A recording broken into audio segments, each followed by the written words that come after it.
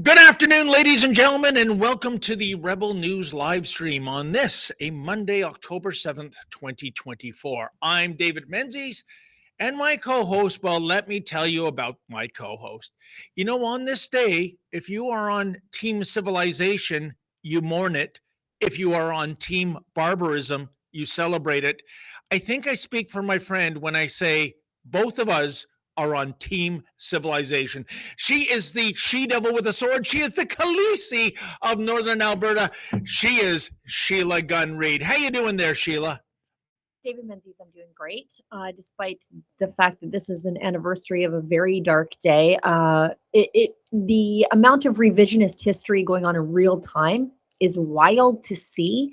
I know that if you are on social media, particularly X, because it is largely uncensored still, a lot of people are retweeting some of those videos from the darkness of October 7th, the videos that were taken by the terrorists themselves, by the way.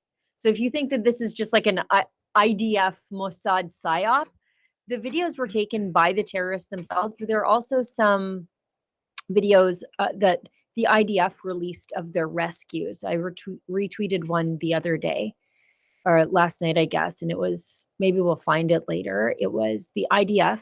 The story around it sort of came out after the fact, and we'll get to more of that in a second. But the IDF was rescuing a 5-year-old girl in a car, and her mother had just been killed in front of her. Her dad had been killed trying to rescue or get his wife and children out of the area.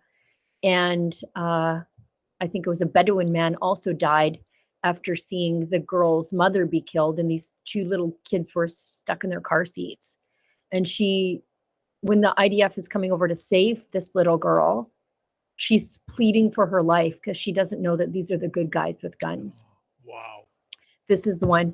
Her mother's shot dead. She's thinking the terrorists are coming back to get her. And then she asks, "Are you the Israelis?" And she knows she's saved. And she says, "I'm here with a baby. Maybe we can roll this." It's terrible to watch, but there were acts of brave, and you can hear the gunshots in the background. Like, they're saving these kids under fire. Their mom is dead in the front seat. And this little girl knows, if they're the Israelis, I'm going to be okay. Maybe we can show this.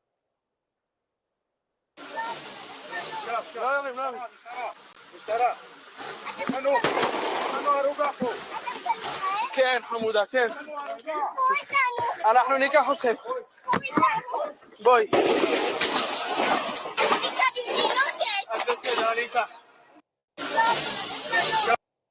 I don't know if it's a subtitled version there. I can't see the full thing, but he says, like, you know, when she says, "Are you the Israeli?" She knows she's saved. But here's the terrifying thing to me, Sheila. Does she? Because I'm putting myself in her shoes. When they say we are Israeli, we are the police, well, how do you know that's true? I mean, if a terrorist is going to kidnap, torture, murder you, I think lying is part of the bailiwick in terms of being a bad guy. Sure, but she's 5 years old. All she knows is the Israelis are the good guys. Yeah. That's all she knows. We should tell everybody what we're doing here today. A lot of the coverage of the show today will be marked by October 7th and the pro-barbarism marches happening around the world simultaneously with people who are celebrating civilization. That's, you know, the competing darkness and the light out there in the world. But also there are other crazy things happening. I've just jumped off of Jasper Fire hearings at the House of Commons to come on to this, and the scandal unfolding there is, I mean, a UNESCO World Heritage Site burned down, and I'll get to the details, but largely, or at least in no small part, because Parks Canada installed fire hydrants nobody could hook up to. No, that just came out like moments ago. But I should tell everybody what we're doing here. This is the Rebel News live stream. We call it Rebel Roundup. It's 2 times a week. And we talk about the news of the day completely unscripted. And as you know, this is the 1-year anniversary of the 9/11 of Israel, where 1,200 Israelis were butchered and another 240 were kidnapped. Over 100 are still in captivity, held at the hands of terrorists. So we're going to be talking a lot about that because there are a lot of terror apologists amongst us. And if they are not Canadian, you can go back where you came from. Or you know what? You don't have to go home. You can't stay here. Go to deporthamas.com, sign our petition. We are streaming on YouTube, but YouTube is a censorship platform. So if you'd like to support the work that we do here at Rebel News completely willingly, while simultaneously supporting a platform that cares about free speech, head on over to Rumble. If you leave us a Rumble rant, that's our paid chat over the $5 US cutoff, we are hereby obligating ourselves to read it on air and do our best to address it. And I'm going to tell you right now, I'm not unbiased on this. I'm not unbiased on any issue. I'm just honest about it. So you can write me all the emails you want about how horrible the Jews are. I've been to Israel 3 times. I've seen the apartheid. It's not what you think. It's not at all what you think. But I've seen how the Israelis have to live there. So we can talk about that if you want to challenge me on that. I would love to hear your arguments from your safe place here in Canada, where you've consumed all the Palestinian propaganda and believed all of it completely unchecked. We've got a quick message before we move on from our friends at Freedom Chat. Let me ask you a question. How many of you are concerned that your privacy is being attacked by the radical left? Lord knows I am. The deep state, including the DOJ in the United States, is invading individuals' private messages and targeting them based on their political affiliation. That's why we've partnered with Freedom Chat, a private social messaging app that, like us, believes in privacy as a fundamental human right. That's why I hated, well, one of the many reasons I hated the vaccine passport system. You had to tell your bartender what your medical history is before he could like pull the handle on the draft keg. Give me a break.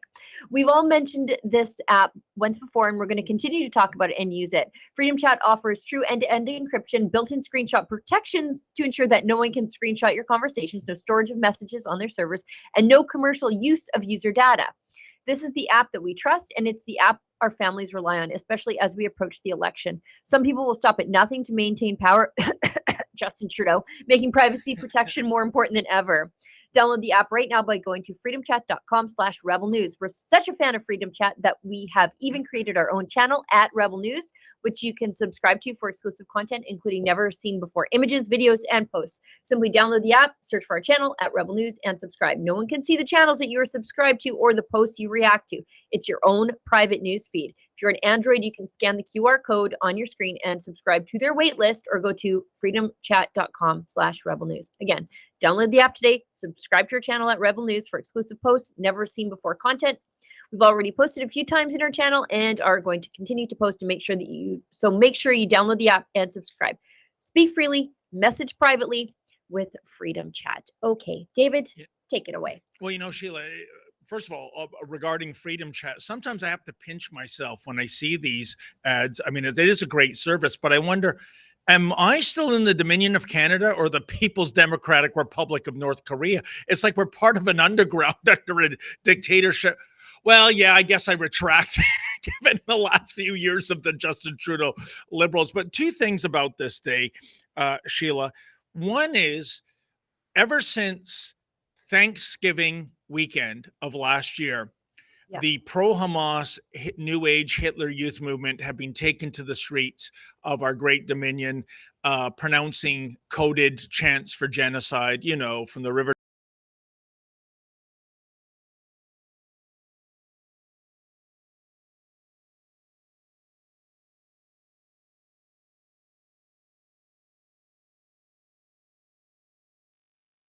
Here, and this will not be tolerated. And not only is it tolerated, it's in some cases is rewarded. On a cold day, you're going to get a delivery of coffee and Timbits if you're on Team Hamas. And what I'm getting at, Sheila, on this day, the 1-year anniversary of the single biggest mass murder of Jews since the Holocaust, wouldn't you think that these people, the Hitler Youth Movement and the pro-Hamas people, wouldn't you think they would sit this one out on the sidelines, show some respect, have some reverence for No. what happened. We still have kidnapped victims trapped in a tunnel. Can you imagine 1 year, 365 days later, Sheila? But no. And also in the department of tossing gasoline on the fire, you mentioned our website earlier, deporthamas.com. What we have with the Justin Trudeau Liberals is importing Hamas. Oh, for sure. Yes. Yeah, we yes. have 5,000 visas. That works out to more than 5,000 people, by the way, folks. Right, because it's a family unit. Yeah, and we know from recent polls, about 80% of the people in Gaza support Hamas. Not even the other Arab nations in the region want these people. Egypt's wall is more impressive than Israel's wall with Gaza. Yeah. So fire meet gasoline, gasoline meet fire. And obviously the unspoken strategy, I think, Sheila, is the Trudeau Liberals saying, wink, wink, nudge, nudge, you're allowed in here, do whatever you want. We're not going to arrest you for even chanting genocide. But when election day comes, put a check mark beside Team Red. You know, we are on your side. Heck, we even had our house Jew, Yara Sachs, go to the Middle East and get handsy with Mahmoud Abbas. Second base. Yeah. She got to second base with that creep. It is unbelievable what we are seeing, Sheila. And I will, with other members of the team, we'll be going down to Queen's Park. And we are going to try to cover the demonstration. I say try to cover only half jokingly, because will the Toronto Police Service allow me to cover this? We know. You know what? We'll get to that in a second. Let's just show the massive B-roll as we're talking here of the crowds in Toronto this weekend at the pro-Hamas, pro-Hezbollah, two outlawed terrorist organizations. Just this is on the streets of Toronto. Yep. This blows my mind. Yeah. And anyways, we want to show that, and we'll keep talking. And we want to import more of this stuff, right? Right. This just shows to me that it is completely unsafe to be a Jew in Toronto. You know, it's kind of perversely ironic. I'm looking at one of the marquees advertising the newest Joker movie, and I'm getting vibes from the first movie, the anarchy on the streets of Gotham. It may as well be Toronto at Yonge Dundas Square. I'm sorry, the soon-to-be Sankofa Square can't bring that so-called white supremacist Henry Dundas into the equation. But where are the charges? They're blocking traffic. They are wearing masks. That's more traffic obstruction than the convoy ever did. Oh, Sheila, at that very square, and we have the footage. And you want to talk about two-tier policing in Hogtown, and maybe Efren or Olivia can source it. We watched, I thought, the lowest point of policing during the pandemic when you had one man on the southwest corner of the intersection of Yonge and Dundas Streets, waving a Canadian flag, not a terrorist flag, right? And he was gang tackled by the cops. But this garbage that we saw on Saturday, that goes tolerated. We see this happening to our friend Salman Sima all the time. You know, let's see how much of this we can get to, because I really do want to talk about other things as much as we should really talk about this stuff, and we should never forget it, because if we forget it, we hand the narrative over to the people who are saying that the Palestinians are hard done by victims of Israeli oppression, and from what I've seen, it couldn't be further from the truth. But we've got this video from Parliament Hill. Okay, it's from Kirk Lubimov. God, that's a hard one to say. There are certain places in Canada, apparently, you can't go unless you declare support for Palestine. In that place, Parliament Hill. Look at this wild video. Of Palestine, you are not permitted on. Yeah, that was before you admitted being against this cause. He never said he was against this cause. Yeah, he did. He said he's not a supporter of Palestine and doesn't recognize Palestine that. as a state. No, I didn't say that. But do we want to rewind the video and see? Well, there's no audio. Oh, well, that's unfortunate. But no. Well, so you said it. Camera, You said it to me. My colleague understood. Yeah, I said I don't clearly, accept Palestine as a state. That doesn't mean I'm anti-Palestinian people. you don't recognize, and you said you don't support Palestine. Okay? I don't So- recognize Palestine as a You- state. so You no problem. said if Then he, you go on you the said other if side. he took the Simple as you that. told me if I were to take the shirt off, I could come in. All I Well, want to that do was is get in your- before you changed your story Well, all to I I wanna don't do- support well, Palestine and I look. don't recognize Palestine as a state. Look, I'm so- not wearing hold anything on. that's inflammatory. Hold on. And I just Hold want to on. do interviews. Hold on. Then at the end, right before I left, I said, you are not to go on this side. Right? No, This you is a said clear I'm not free to speech, go. infringement of free speech. Then after, no, I'm not. Yeah, this is very tyrannical. You can believe that if you wish. Well, it You want is. to come up on Parliament Hill? Other side. So to be on this side, do you need to declare your support for Palestine? Is that a prerequisite to be over here? Declare your support for Palestine. Well, you declared that you're against it. No, he never declared he was against. No, he didn't. We're sorry, Egypt. I mean, No, he didn't. how By are, exposing the shirt and the Louis Vuitton. But you're not. He said saying he doesn't You are recognize not Palestine as a state is not declaring he's against Palestine. You guys are. This is a gross miscarriage. Are you of speaking for justice. him? I'm speaking for myself. This is a miscarriage Have of I justice. said that you're not allowed to be? Have I said anything to you? No, but I am. I'm calling it So as I I'm telling see you right it. now, you It's are an not infringement of permitted free on speech. this side over here, where the pro-Palestine event is taking place. If you would like. What a bunch of clowns. Sheila, what in holy hell did we just watch there? When did the PPS reinvent themselves as the thought police Gestapo? He has absolutely no right. I mean, that No. is the national town square, Parliament Hill. Yes. You should Yes. be able to go and say whatever you want, as long as it's not, advocating and you know- genocide or violence or death to an individual or a recognizable group of individuals, which the pro-Palestine people do on a de rigueur basis. Yeah. That was remarkable. What a thug in a uniform that guy was. You know, it's astounding that he would say, "Oh, you're not allowed to go up there unless you declare support for Palestine." Unbelievable. How about if I go up there and I don't declare support for Palestine, and if the people who don't like it attack me, you arrest them? Because Yeah. I've done nothing wrong by simply agreeing with them and not even expressing, but just holding a deeply held moral conviction that is counter to theirs.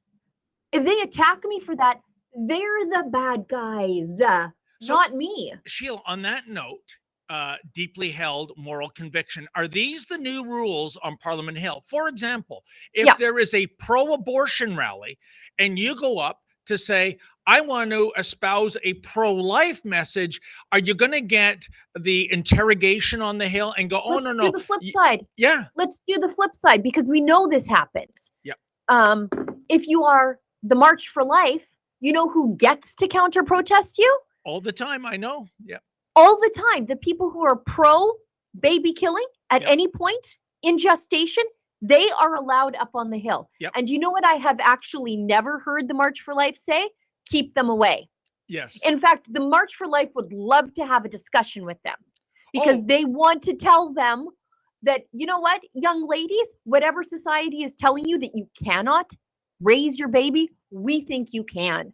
The March for Life never has them chased away. They would never expect them to chase them away. And the PPS has never chased them away. It's only Sheila. this. Wonder why. If you're an organizer for March for Life, why would you want to chase them away? I've They been to a wanna couple of talk these to them. rallies. Yeah, it's when riddle me this, folks. When you go to a March for Life rally, there are nice, gentle, articulate people on Young. one side and unhinged, vulgar, profane people making monkeys out of themselves on the other side. Can you guess which sides I'm talking about by those Right. descriptors? Sometimes the optic contrast is all you need. Yeah. In Edmonton, you also have the NDP MLAs with the people holding up the pentagrams Yeah. and the Baphomet symbols. I interviewed people who declared themselves as Satanists, and they Oh, were for going sure. near priests and heckling them. And I went up to the last time I was in Ottawa for that, Sheila. I said to one of the priests, I said, I really, respect your composure. You're getting all kinds of horrible vulgarity spat upon you by someone openly claiming they're loyal to Satan. And basically, his argument, Sheila, if this is an argument, well, I pray for him, had nothing bad to say. And that is the contrast you had to see. When Efren and I 5 years ago went to Queen's Park to cover a demonstration, dueling demonstrations of pro-life and pro-abortion. If the police were not there, back when the police were doing their jobs, we would have had the you-know-what kicked out of us. These were violent people, Antifa, radical transgenders. Crazy. It was very scary. And like I said, if not for the presence of law enforcement, we're going to the hospital. Right. Of course, these are the people who want to butcher the most vulnerable amongst us. Of course, they don't have a problem kicking the crap out of a journalist or a pacifist style priest, but that's a priest who subscribes to the mantra of a church being a hospital for sinners and not a museum for saints. And he's the doctor doing a house call. Yes. In that case, we should go ahead now to this video from Delia Kurtz. Female journalist assaulted. First, 4 men try to intimidate her. 1 man hits her, and then the camera goes flying. Where are our friends on the Toronto Police Service? Directing traffic, probably. Yeah. For the people blocking the streets. Let's watch this. Oh, nice.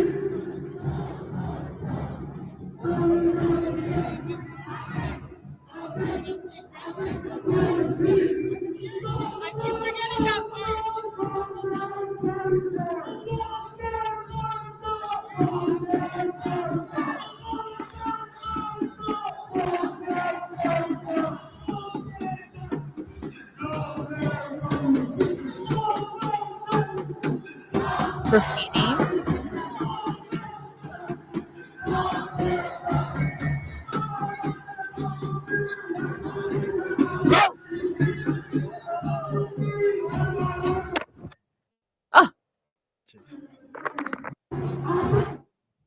Oh. We often encounter Karima at these demonstrations. I think she's brave, and her partner, Lee. And it just speaks volumes to the fact that these thugs, these New Age Hitler Youth Movement adherents, will think nothing of attacking a woman. And I know, of course, what am I saying on the left? What's a woman, right? It's not biology. It's a frame of mind. But there is no chivalry. And these are cowards. These are bullies. They are being caught on camera breaking multiple laws. You saw the guy putting graffiti on public property.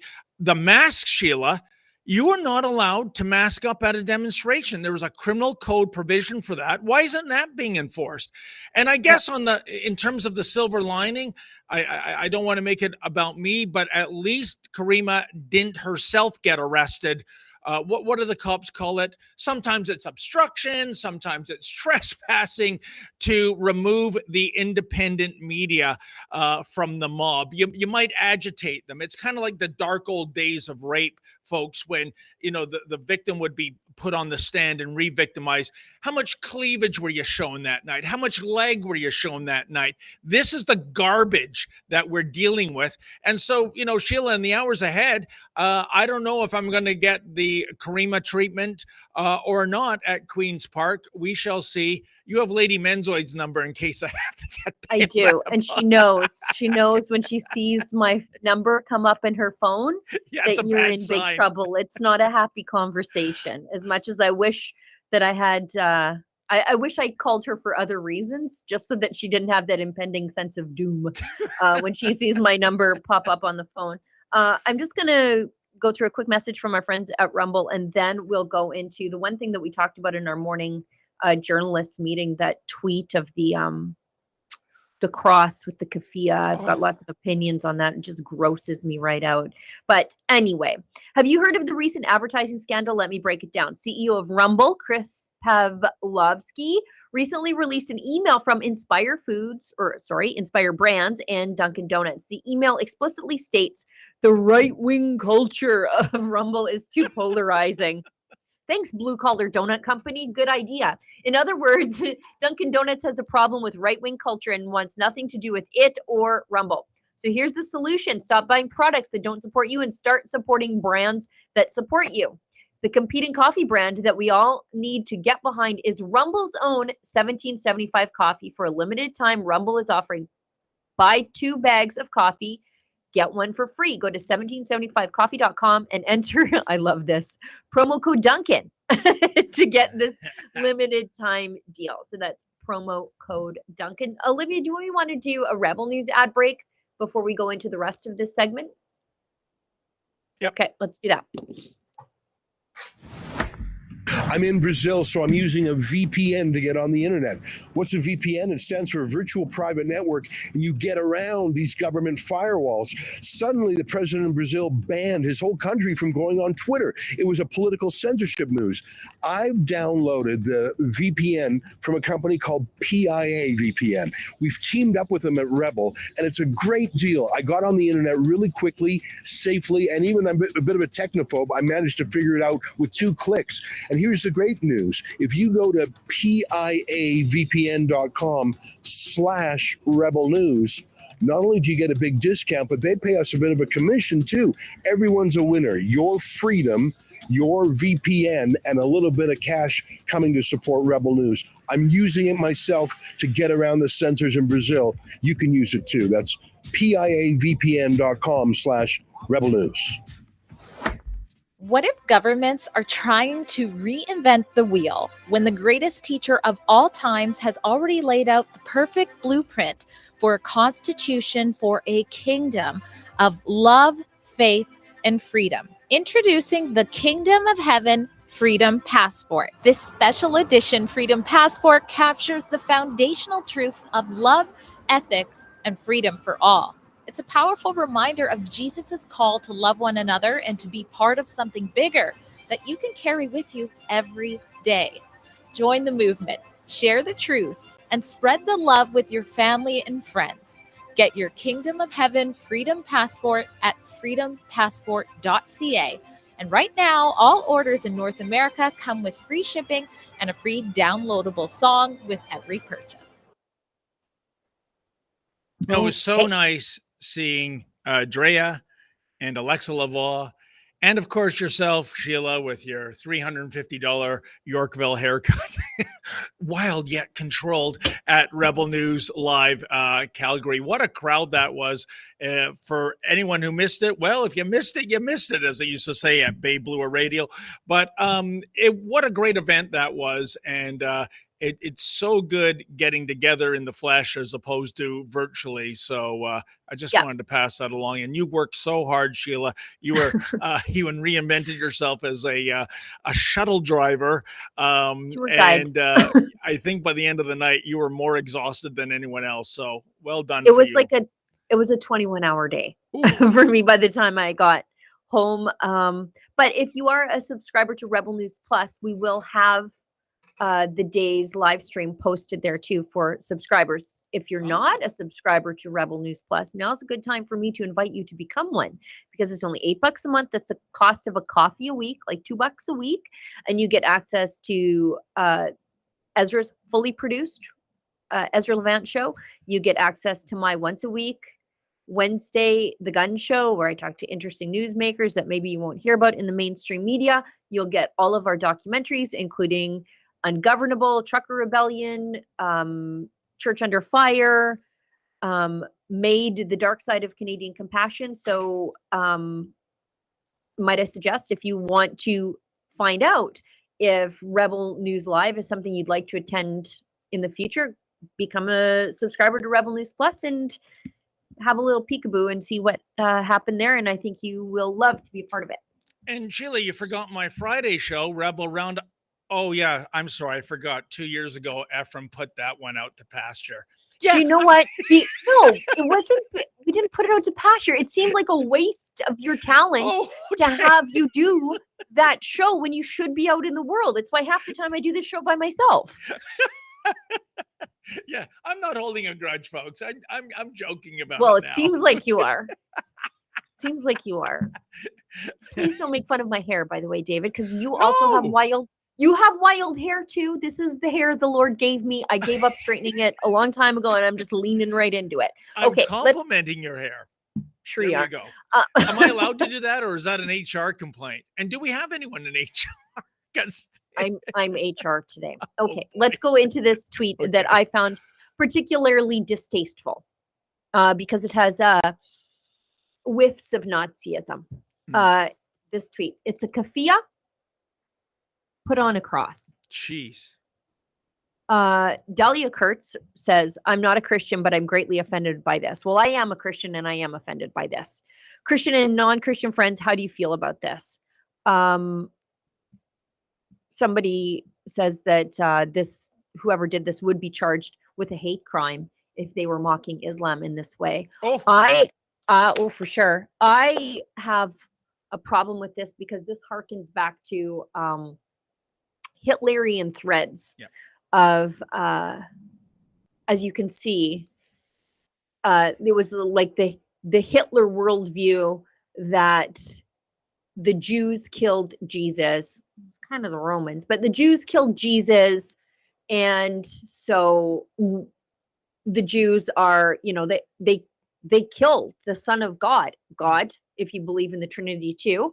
And so why should we like them? Why should we love them? They don't deserve to live. And you can see that here, the Palestinians have co-opted Jesus, the victimhood of Jesus, for themselves. Wow. So now we've got, the Hitler sort of thread that the Jews killed Jesus, and now we've got the Palestinian kafia in the place of Jesus on the cross. And so, it's just revolting. Yeah. I mean, and also historically, probably inaccurate. The early Christians did not consider themselves distinct from the Jews. They considered themselves Jews. There was no, real formal distinction between Christianity and Judaism until really the Council of Nicaea. That Jesus remains a Jew.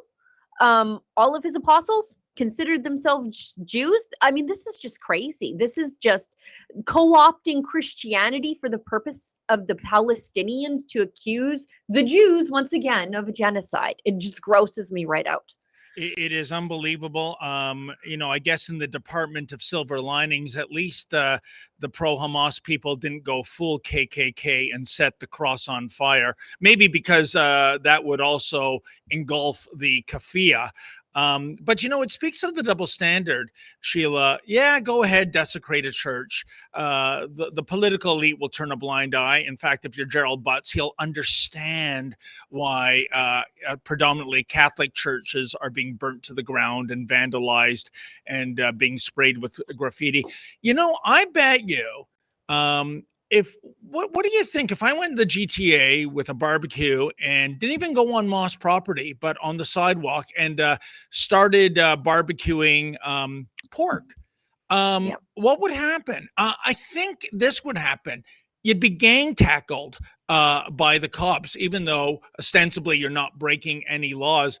I don't know how far we can go, Sheila, with this two-tier politicians, two-tier policing. But that's just yet another example. And by the way, I should have asked you this. Where exactly was that? And which church was that? Was it a United church? Because I would bet $25 on that. Yeah, because if it's a United church, I take everything back. They would approve that display. Of course they would. Okay, so there's no Jesus on that cross. It's not a crucifix. So I'm just going to say it's definitely not the Catholic Church. If I had to guess, it was a United Church congregation in Toronto doing that, which, I mean, they're a self-help group. The United Churches in the eastern part of the country seem to be completely taken over. The West is getting bad. They are not your grandmother's United Church. I'll tell you that much. And you know what's fascinating about the United Church? I don't have the figures in front of me, but anyone can do a Google search, Sheila. In their strategy of being everything to everyone, what has been the end result? membership in the United Church continues to plummet. Right. The United Right. Church, They have going more back churches 100 than years ago, people. that was a thing. Now it's irrelevant, I would argue, Sheila. Right. Here's the problem with the United Church. And this is just me from outside the church. But when you are a church built on compromise, Yeah. you will compromise yourself into absolute oblivion, right? So the United Church was joined of 3 congregations because the population base wasn't to support 3 different denominations, particularly in small town Alberta, where you had like 100 people and you have 3 people of this congregation and 3 people of that congregation, and then you have the whole Ukrainian Catholics just building their own churches everywhere. But so you have these 3 Protestant congregations joining together, compromising their values to join together. And they have compromised themselves and their values into absolute oblivion. Unbelievable. Sheila, why don't we jump ahead to the tweet Yeah, from please. Justin Trudeau?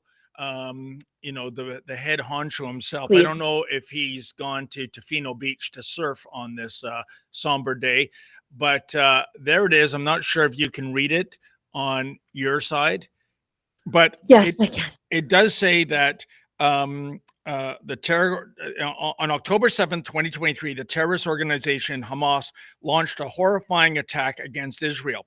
We stand with Jewish people and Israelis on this painful anniversary. We won't relent until we see every last hostage returned home safely. End quote. Yeah, we stand with them.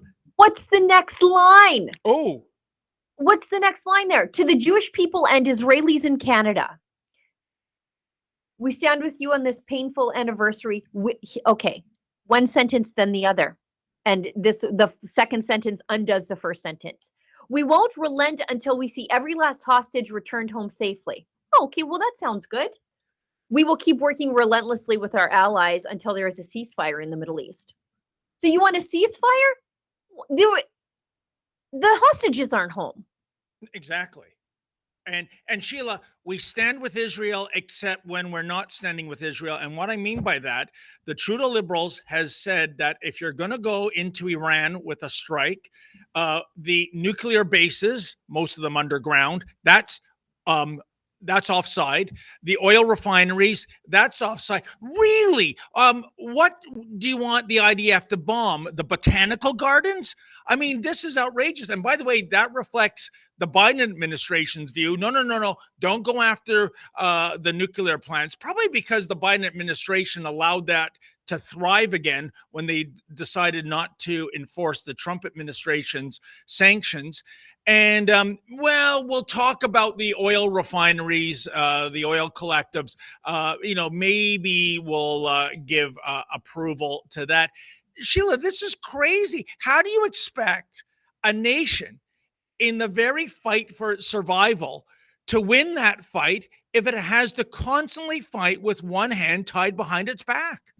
Well, and let's push ahead to Pierre Poilievre's statement, because Pierre Poilievre's statement does not mince words.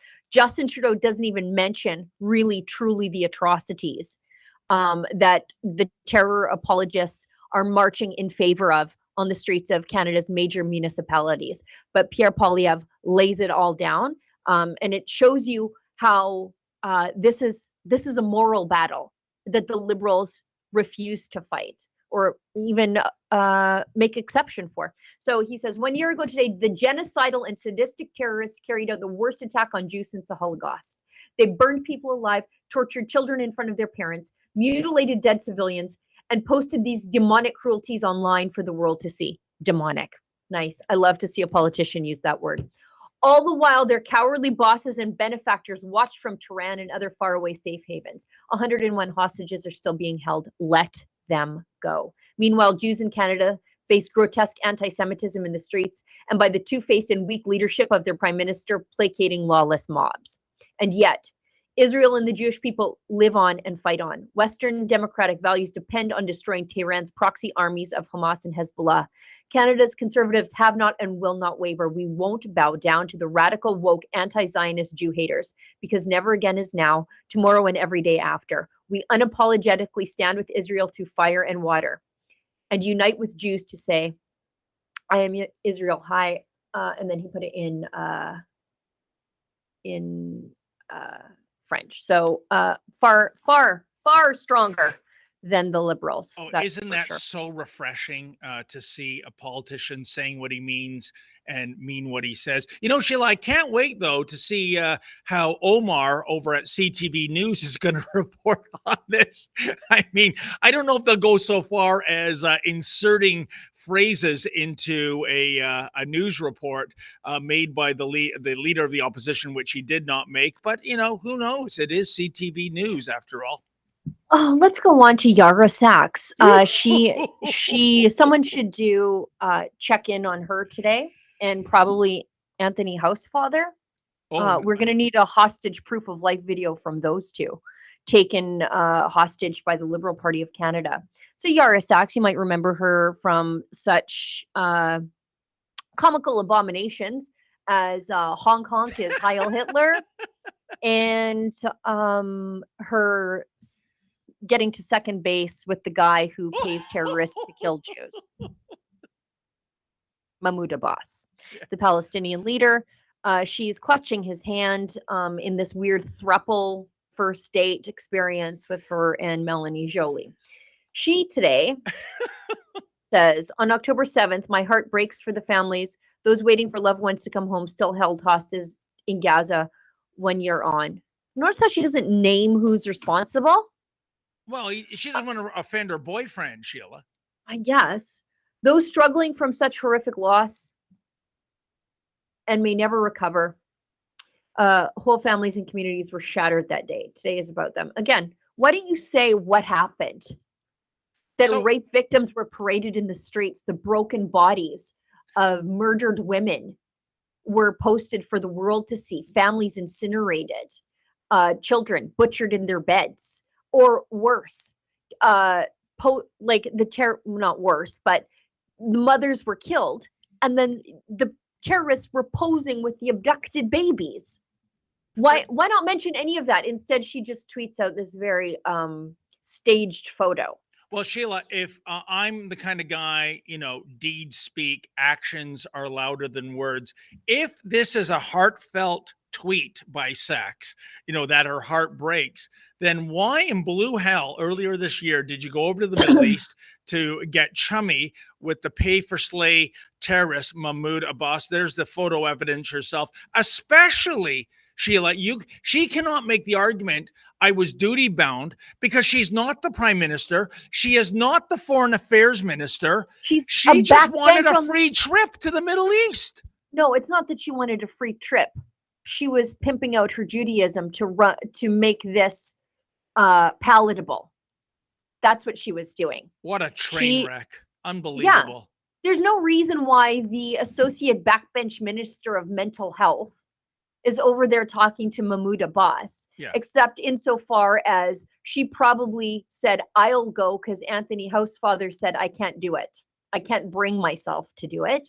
And so she said, I'll go. I'll be the Jew that makes this meeting legitimate. Unbelievable. Wow, when Housefather is the benchmark for moral authority on Middle East issues, we're in a real sinkhole, Sheila. Oh my goodness. Do you want to do another ad break, move off this topic and go to what I saw at committee this morning? Oh, it's a beauty too. Oh, wow. It's wild. There's a couple of clips if you want to show them, but let's hit an ad break if we can. Why should you join Canada's National Firearms Association? We currently have one of the most aggressively anti-firearm governments in our nation's history, promoting fear and placing blame like never before. Our rights, freedoms, culture, and heritage, it's all on the line. But we are fighting back, and there is strength in numbers. We work within the law to change the law, to defend competitors, hunters, collectors, and other law-abiding firearms owners. We can get through this. We've done it before, and we'll do it again, if you are with us. Canada's National Firearms Association. Freedom, safety, responsibility. Together we rise, unleash the power. Yeah. Unleash the power.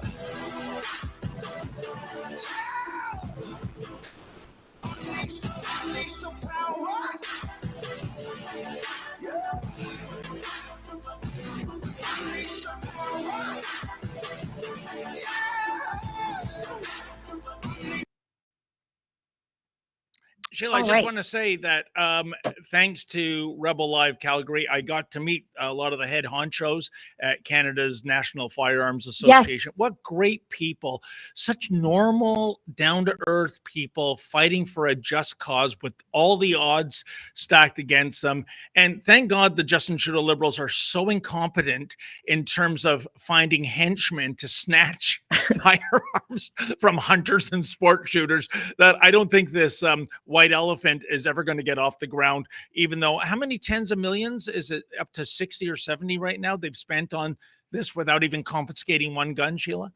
Right. Guns so dangerous. We've had them in our hands for over 5 years now. So, jeez.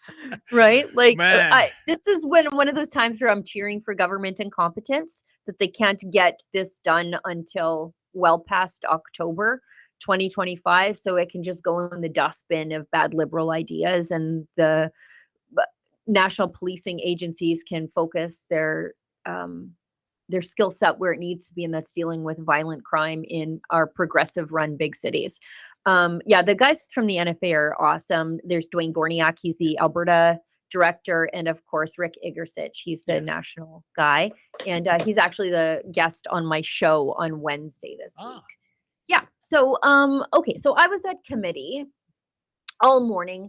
I'm also covering the Foreign Interference Committee or Commission, and the Green Slush Fund is also sitting right now. The ethics, I think it's ethics, examining that, and environment is examining what unfolded in Jasper National Park, end of July, beginning of August, a fire that started within the park boundaries, which is important to note,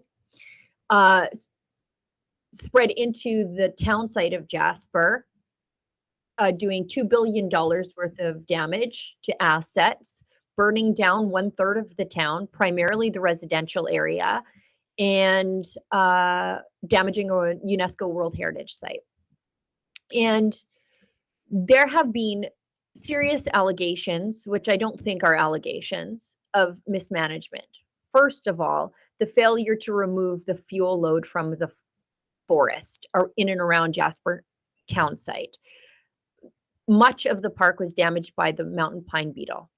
It became so dangerous that the fire load, you could actually, they didn't even want to remove the fuel load because mechanically removing it could have started a fire. So they wanted to do prescribed burns, but Parks Canada officials, we have the emails now, didn't want to do prescribed burns because of the political optics of it. So they left the fuel load in the forest and the town burned. Now it gets worse. An Alberta company, Arctic Fire Safety, we heard about them, not by name though, last week at committee. Blaine Calkins, Conservative MP, used to be a park warden in Jasper, so he knows that of which he speaks. He had emails from Arctic Fire Safety, he didn't name the company, saying we had a company that was on contract by the Alberta government, staged in Hinton just up the road, ready to come in. Well, the CEO of Arctic Fire Safety is testifying at committee today, Chris Livram, and he said he had 50 firefighters, 20 fire trucks staged in Hinton. He was hired by an insurance company and a resort to come into the town. He had already liaised with Parks Canada to come in. And he said, basically, I've got guys to come in and deal with the resort property that we need to protect, but we've got all these extra guys staged and we want to come in to help. They were denied entry multiple times. Now, I should note, these are not just a ragtag bunch of guys. These are fully certified, fully equipped, well-trained wildland firefighters. They're also trained in structural firefighting. They have better equipment than municipal departments, and they are routinely on contract by the provincial government. He was denied entry multiple times. Gets worse. He gets into the town. They are denied access to water to fight the fires. Then they are told you will be forcibly removed, maybe even arrested if you try to fight the fires in the town. They described the scene as chaotic, Then it's uncovered that Parks Canada replaced all the fire hydrants in Jasper National Park with fire hydrants that have a fitting that none of the municipal departments in Alberta or British Columbia can hook up to. They only had 7 adapters in the town for the outside fire trucks that were not part of the Jasper Fire Department to hook up to, meaning that they couldn't even fight the fire. All these outside departments were coming in. They couldn't fight the fire. The outside fire departments and fire companies, which we have many in Alberta because they're often hired by the oil companies, they couldn't hook up. And then they're denied access to the water. They were told, we can only get water from Pyramid Lake. You can't take it from any of the rivers. They were told to stand down and watch buildings burn. Let's show the first one that he said it was not until, basically he said, you fight fires in advance of the town. You don't let them hit the town and then deal with the fighting structural fires. He said, it was not until reports of the buildings were on fire that fire crews were deployed to save the Jasper town site. Let's show that one. Mr. Chairperson and committee members, the statement that I provide today will provide a shocking example of how mismanaged the Jasper fire was by Parks Canada and should warrant a deeper investigation into this agency's fire management and overall role as guardians of Canada's most important and cultural assets. On the evening of Tuesday, July 23rd, 2024, Arctic Fire Safety Services was contacted by the Alberta Emergency Management Agency to deploy 3 Type 3 fire engines and 11 firefighters to Jasper National Park. The request was later changed to 2 Type 3 engines to Jasper and 1 to another fire. The crews traveled up from Eckville through Highway 93 to Jasper, as well as some crews came in from Fort McMurray through Highway 16. We were informed that the crew were to bring tents and sleeping bags because there were no hotel rooms available in Jasper. The crew had to sleep along the Jasper fire for 2 nights. On the night of July 24th, based on the verbal report of my crew, numerous issues occurred which affected the ability of firefighters to protect Jasper. There was a backburn which was underway by Parks Canada. The status of the backburn did not appear to be communicated to the structure protection specialist who was in Jasper from the ignition team with Parks Canada. All fire crews were sitting at the Jasper Fire Hall and were not at their pre-planned positions when the main fire entered Jasper because they believed the fire behavior observed was out of the backburn. It was not until reports of the building were on fire that fire crews deployed to save the town site. The scene was described as extremely chaotic. You know what, Sheila? It's what I find profound about that testimony. It's easy for you and I as commentators to editorialize, but when you see someone part of the firefighting establishment using words like mismanagement, right? Chaotic. There was another one I forgot to scribble down, maybe scandalous. I don't know if he went that far. This was an absolute travesty.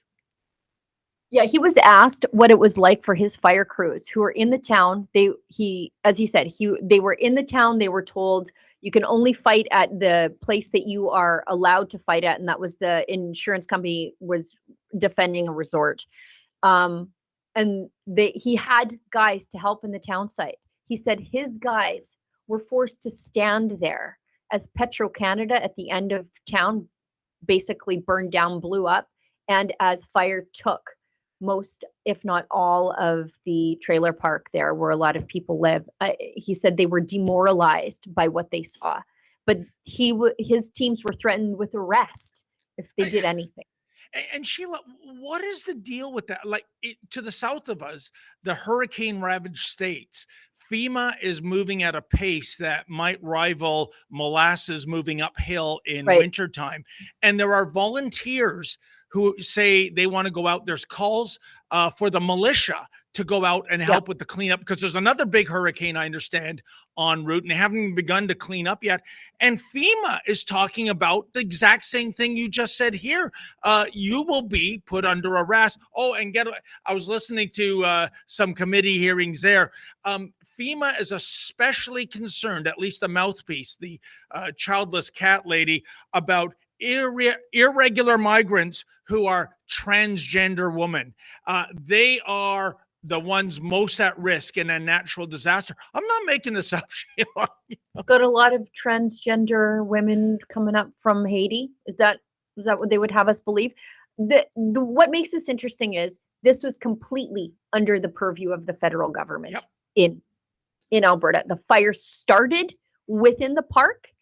The federal government managed the park. They managed the fire response. Alberta was throwing everything they could at this. They were trying to help. Alberta companies who have expertise in defending infrastructure in our forested communities and highly flammable infrastructure, might I add, oil and gas sites, they were staged there. This guy, Chris Livum, testified that because they were denied water, it cost them $60,000 to bring water in water trucks from outside. He had 2 of the largest fire trucks in Alberta staged, and they were basically told to go away. Now, I think, and he sort of alluded to the word leakage.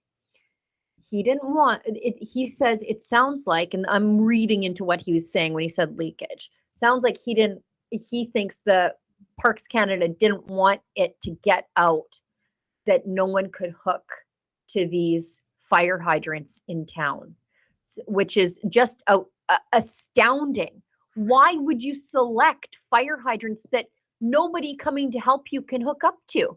We've got that clip here. I mean, this is just, it's crazy. The levels of mismanagement, I think, go very, very deep. Before I jumped onto the live stream with you, Alberta government's, our parks minister and our emergency preparedness minister, they were testifying. So Mike Ellis and Todd Lowen, they were testifying, and I want to jump on to see what they have to say, because the federal government keeps saying, we turned over every stone. And it's like, no, you turned away 50 highly trained firefighters with state-of-the-art equipment and 20 fire trucks. You turned them away.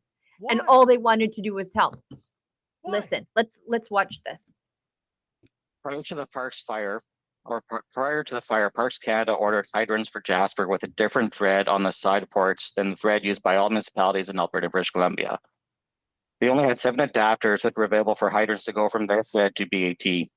Our crews observed Petro-Canada and mobile trailer park burned down and could not engage due to being able to connect to hydrants. Our crew were credited by a captain with the Jasper Fire Department for saving what's left of the downtown because they were at a hydrant that did have an adapter and were able to engage impingements on buildings. No secondary water sources were staged for when the hydrants would go down. The lesson learned from past WUI events is that it's normal practice to have water supplies pre-positioned. Prior to the Parks fire, Parks Canada ordered hydrants. Okay. So it sounds like Parks Canada didn't want these outside firefighters to spill the beans, that the fire wouldn't be able to be fought by outside agencies. You know, Sheila, I understand, you know, the feds have jurisdiction here.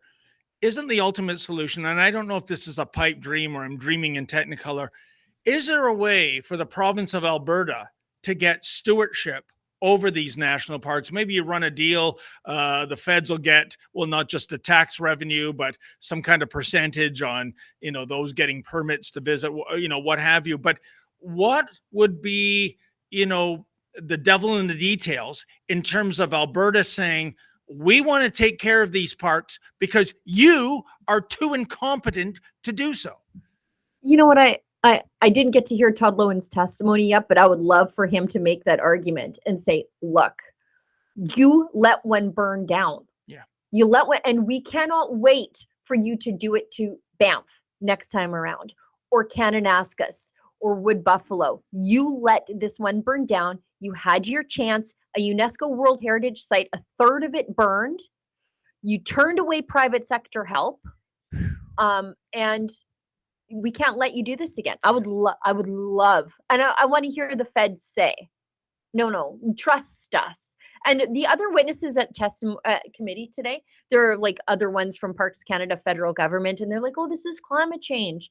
And then there's the guy from Arctic Fire Safety saying, no, it was mismanagement. It was chaos. It was a failing of Parks Canada. It was wrong equipment. You know, like we've heard Parks Canada say, well, we couldn't let these outside firefighters come in. They're not trained. And it sounds like they're better trained with better equipment and trained. And many of them are volunteer firefighters, which is the majority of firefighters. If you live outside of Edmonton, Calgary, Red Deer, your fire department is probably a volunteer fire department.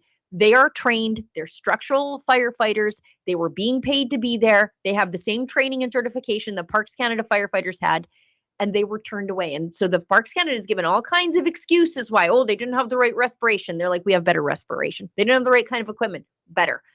Kind of training. We're trained more than you guys, and they just turned them away. And I think it's to hide the cover up. You didn't want all these eyeballs in there looking at what was going on. But Sheila, let's cut to the chase. Was there a disproportionate number of illegal alien transgender women affected by the Jasper fire? Okay. I know, Olivia, I'm springing this on you. I just put the clip in of Blaine Calkins. I only need a couple of minutes because he lists out sort of what Arctic was able to do. This is Blaine Calkins. He was the Jasper Park warden. So he is the Liberals' worst nightmare at committee. I don't know if you've been paying attention to the committee business that's been happening, but the last committee meeting we had, the Minister of Emergency Preparedness say to this committee that he left no stone unturned in order to do everything he could to prevent the loss of property in Jasper National Park. Would you agree with that sentence? I would not. Okay, the testimony that you've given before this committee today is actually quite alarming. So can you just confirm to me that in a short amount of time, you were able to muster 20 fire trucks and 50 professional firefighters? And could you tell me what the qualifications of those firefighters would be? Were they fire-tested firefighters? Yes. So I did have 20 fire trucks and 50 firefighters.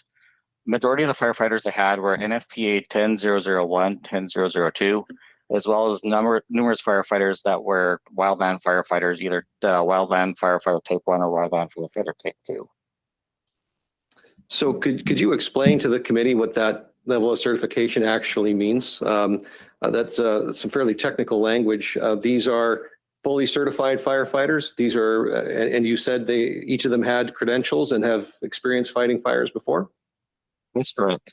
So the NFPA qualifications are the same as any municipal firefighters. So similar to Calgary or Edmonton or any fire hall, majority of fire halls in Alberta do subscribe to the NFPA standard. So the volunteer firefighters are trained to the same standard as a big city fire department.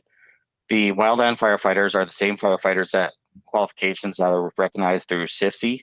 So the type 1 firefighter would be the government agency firefighter. The type 2 firefighter would be the contract firefighter. Okay. In your testimony, you said that the hydrants in Jasper National Park are not the same as the hydrants that are used virtually everywhere else in British Columbia and Alberta. Did I hear that correctly? That is correct. So you also said there's only 7 adapters available. So I'm guessing when you say this, what you're meaning is the adapter that you would need to plug in to the hydrants in Jasper, there was only 7 of these adapters. So that I'm guessing the Jasper fire trucks, like the ones that are there all the time, are probably able to tie in. My experience from being a warden in Jasper, there's only a couple of fire trucks in town. I'm not belittling their fire service. I think it's a great volunteer fire service like everywhere else. But anybody else coming to the community to help would be virtually, they have 7 adapters. So basically 7 rigs could tie in. Is that right?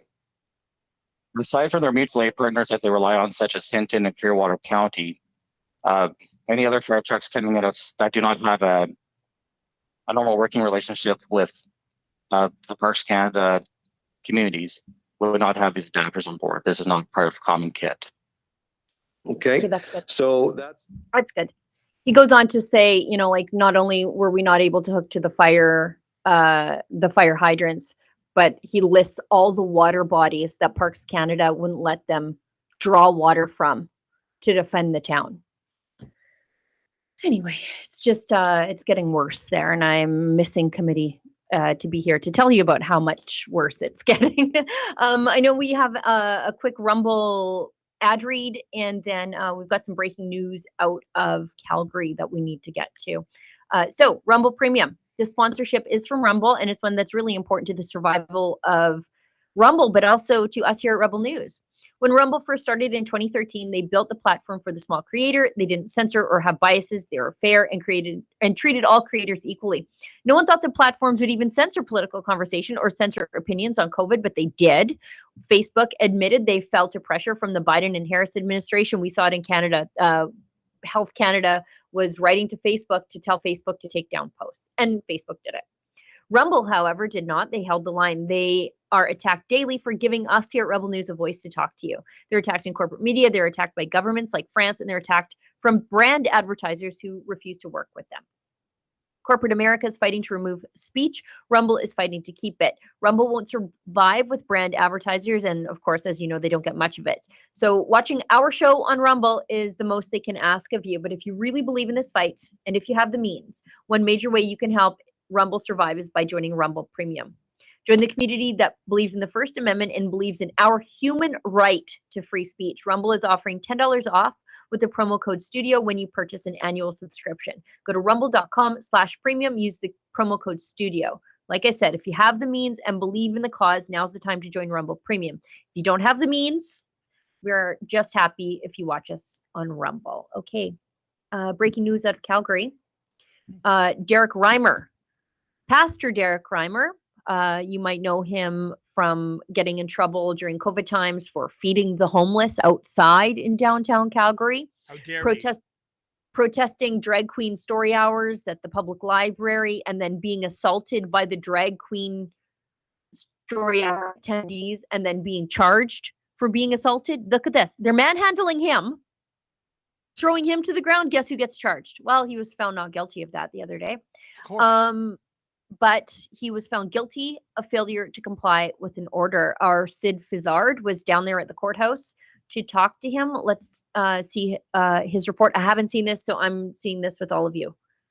Yeah, this is for my second arrest where I allegedly breached, or now I've been convicted and found guilty of breaching the 200 meters, the bail condition that was imposed on me from the original Seton Library charges. My lawyer, Andrew McKenzie, he feels like this shouldn't hold much weight because I was acquitted of those original charges, and this stemmed from there. But we're going to find out after lunch what the sentencing is on it. And what's your reaction to this decision?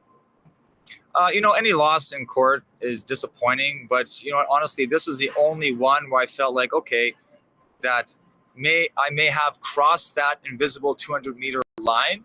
But clearly in the video, you can watch it on my Facebook. This video is not hidden.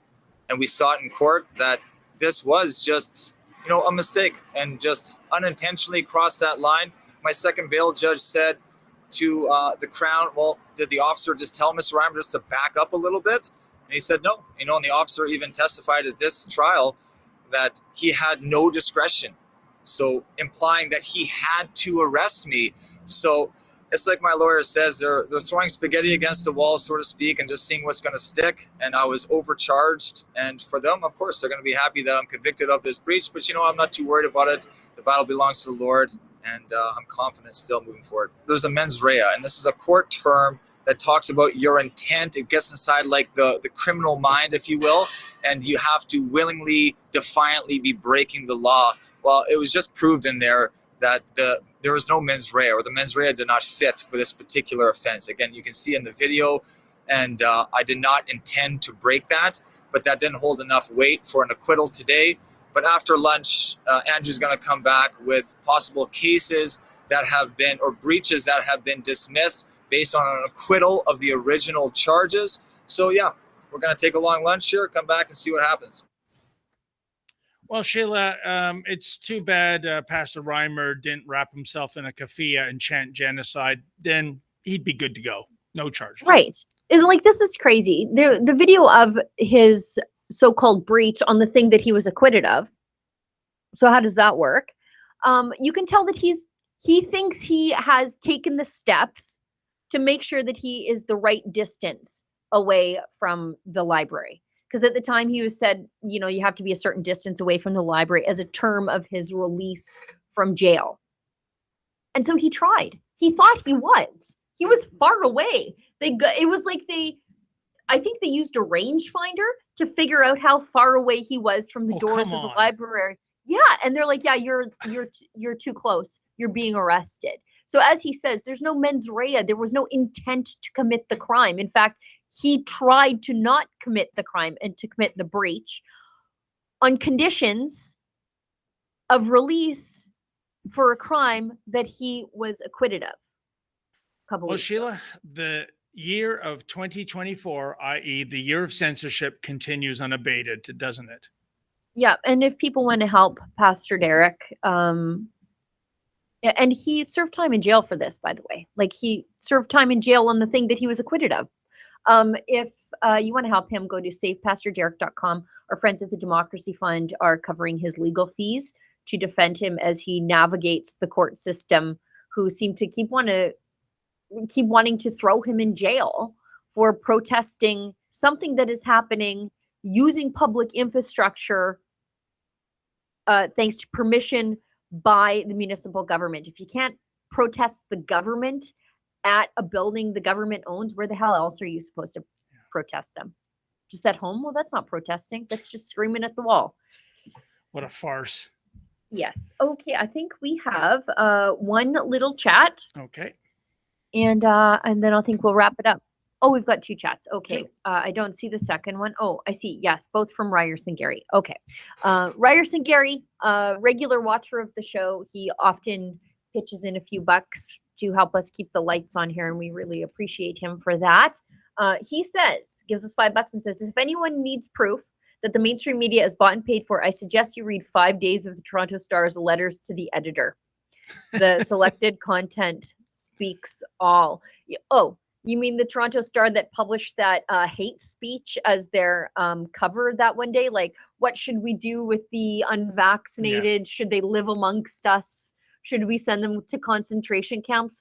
Should we launch them into orbit and let them join the space garbage going around the Earth? Like, it was all this like crazy stuff. Like, should we lock them up? Should we even give them health care? Yeah. How much food are those people eating? Like, it was a full page of this craziness. They're not even hiding it on the letters to the editor page. They put it on the front page. And Sheila, on the topic of bought and paid for journalism and the Toronto Star, on the weekend, a feature appeared where the only tangible information I really got out of it was it named names in terms of the two CTV News reporters guilty of the fakery. And indeed, contrary to your theory, and it was a valid one when they said they're no longer, remember Bell said no longer with CTV News. They were indeed fired with a big capital F. Of course, the union is involved to grovel to get their jobs back.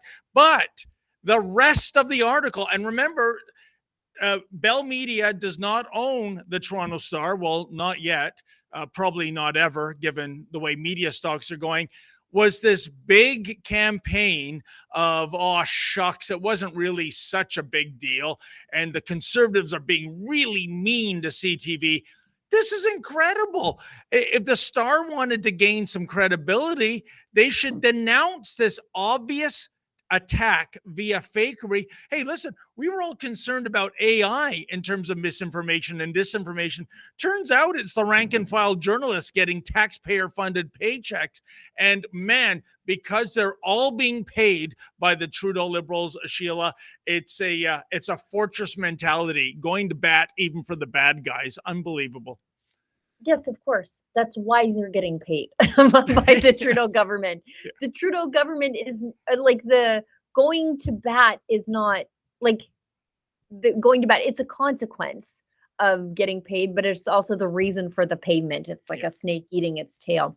Okay, one more chat again from Ryerson. Gary, if those federal incompetents had to spend a month or two in old-fashioned stocks on Parliament Hill, maybe some of the know-it-all attitudes would change. Oh, we don't put people in prison. This is Canada. I wish I was alive during the time period where we had stocks. Not to be in one, although I'd probably end up in one given law enforcement these days. But geez, just the ultimate Cersei walk of shame. You can't even go anywhere, and people are throwing eggs and tomatoes at you. I mean, wow.